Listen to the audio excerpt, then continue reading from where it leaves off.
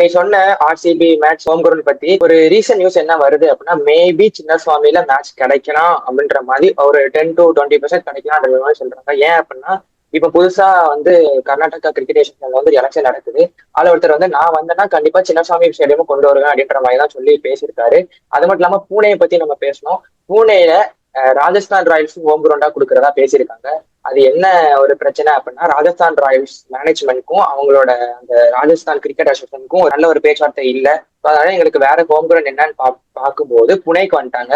Already 2-3 வீக்ஸ்க்கு முன்னாடியே சில Rajasthan ராயல்ஸோட staffs புனேக்கு போயிட்டாங்க. அங்க அனலைஸ் பண்ணிட்டு இருக்காங்கன்ற மாதிரி தான் சொல்றாங்க. மகாராஷ்டிரா கிரிக்கெட் அசோசியேஷன் யாருக்கு கொடுக்குறாங்க, ஆர்சிபிக்கா இல்ல ஆர்ஆருக்கான்னு தெரியல. ஆனா 50 to 60% என்னன்னா ஆர்ஆருக்கு தான் போவாங்க கொடுக்குறாங்க அப்படின்ற மாதிரி தெரியுது. இப்படி இருக்கிறதுனால ஆர்சிபிக்கு இன்னும் கொஞ்சம் கஷ்டம். இன்னும் அவங்களுக்கு ஹோம் கிரவுண்ட் என்னன்னே தெரியல. ஹோம் கிரவுண்ட் என்னன்னே தெரியாம நம்ம ஆப்ஷனுக்கு போறது கொஞ்சம் கஷ்டமான விஷயம் தான் நான் நினைக்கிறேன். பட் ஆனா ஹோப்ஃபுல்லி பெங்களூரு திருப்பி வரும், சின்னசாமி அந்த ஐகானிக் ஸ்டேடியம் திருப்பி வரும்ன்றத விஷ் பண்ணிக்கிறோம்.